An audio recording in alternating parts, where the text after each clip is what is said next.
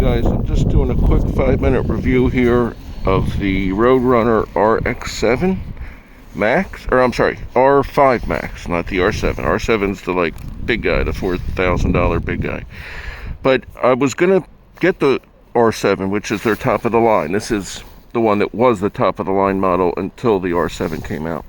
This is called the R5 Max. It's different than the R5 Pro, which is a smaller battery. It's the only difference, really. This one has a big 32 amp battery, much bigger than the 24 on the regular. And it's also LG cells, or I think LG or Samsung, but they're guaranteed to be, name brand cells, whereas the 23 or 23.5 24 model, the Pro, is just 24 amp. It's not guaranteed to be name brand cells, so they're DG cells. Still good, but not as good as Samsung or LG. These, you can actually lift it up. It has a deck that actually lifts with a key. You can lift it up, take the battery out at will if you want to charge it by taking it out, something like that. It's got the 11-inch wheels as opposed to the 10-inch on last year. They are not self-healing, but they've got an interesting pattern. They're not really off-road. They're maybe lightly off-road with they're basically street tires with a very light off-road capability. Real nice. I love these heavy duty. They're plastic, but they're heavy duty. Metal makes a weird sound. It makes like a dink when the rocks hit it, and if it bends, it doesn't bend back. So plastic advantages, but it's lighter.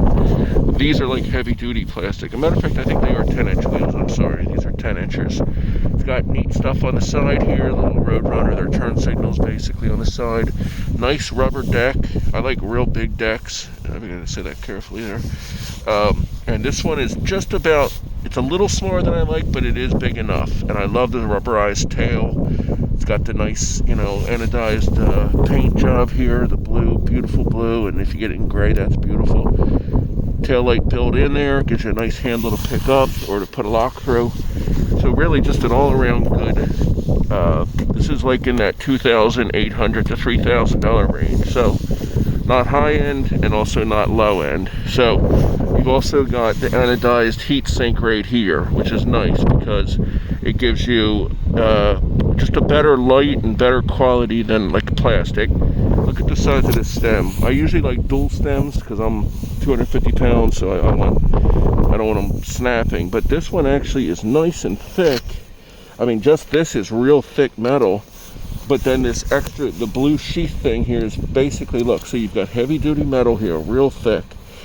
Then right here, it's like a sheath of blue armor to sort of extra armor it here, so that if you're coming forward off a jump or a bump where it might crack or bend, this gives it the extra support locked in there. These are metal. All this is metal.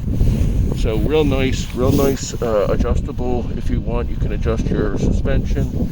Got the name brand Roadrunner logo. The reason I got this, I got a $2,899 scooter, Chinese, called the Mars 11, and then this one, same price, Roadrunner R5 Max. So I wanted to compare what a $3,000 Chinese scooter versus a $3,000 American scooter, what you're getting with each package. So the Mars 11 is a great scooter. I'm assuming a lot of people would consider it superior to this one, but this one is all American parts, all American. If you have a problem, you can call Denver, their headquarters, and speak to them. Just like with Apollo, which is in Canada, I like the higher attention to detail you get a lot in the American or the Canadian scooters. But they're also, you get a beefier battery, a bigger motor. You get more usually with the Chinese scooters for more bang for your buck. So honestly, these are actually a pretty close competitor. The R5 Max here, 32 amp battery. Mars 11, 35 amp battery. So you're only talking a 3 amp difference, pretty close. So all things considered, with the fact it comes from an American company, you can go visit their showroom and test drive them if you happen to be in that area.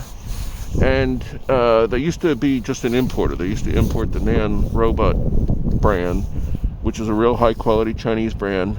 Basically same thing as this. They just rebranded this. It's got the nut hydraulic brakes, as you can see. Real nice, beautiful shocks. Again, it's just a real nice scooter. And the Mars 11 to me is faster, heavier duty. It's more like a cruiser or a battleship.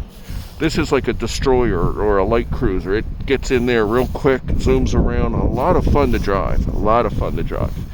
That's the biggest reason we drive these things mainly is because they're a lot of fun. So I think it's just a good sign, I guess you could say, that this scooter, it's real good for, you can just fold it down, pick it up, carry it up your stairs, carry it into a dorm room or an apartment or whatever.